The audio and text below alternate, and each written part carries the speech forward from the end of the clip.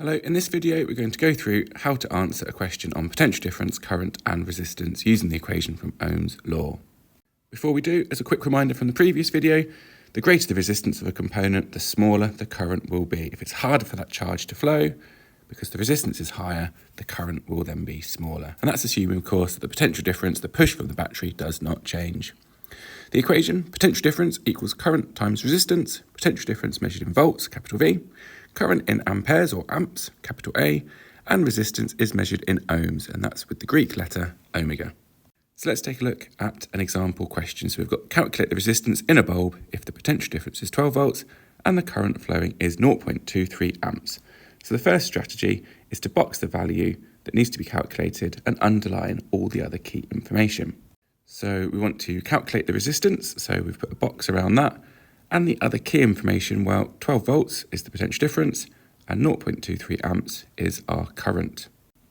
In effect, we can ignore most of the other information now.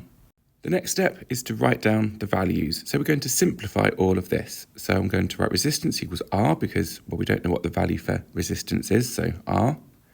PD, shorthand for potential difference, that's then 12 volts, and the current equals 0.23 amps as per the question. The next step is to check if we need to convert any numbers. So do we have any M's or K's in front of our units? So any millis or kilos, etc. So it's just 12V, so that's fine, leave it as it is, no need to convert. And the same with our current, no need to convert. So that's why I've scrubbed out that one.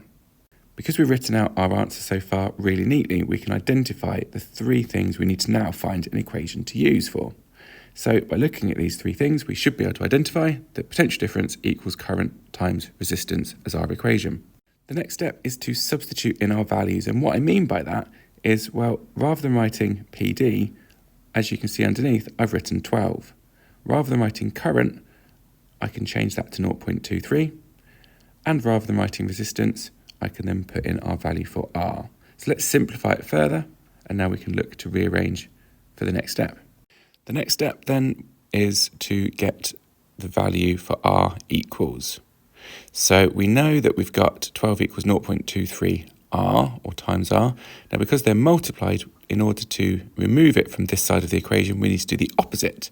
So the opposite function from multiply is divide. So 12 divided by 0.23, and that will give us our value. The penultimate step, calculate the answer. So as the clue suggests, you can use a calculator. In science, you can always use a calculator, so do. So 12 over 0.23 gives us a final answer of 52.2. Lastly then, we need to remember our unit. And if you recall at the start, we went through what the unit was for resistance, and it is ohms, or that Greek letter, omega. So there we have it. A strategy, step by step, of how to answer any question to do with potential difference, current and resistance. Thanks for watching.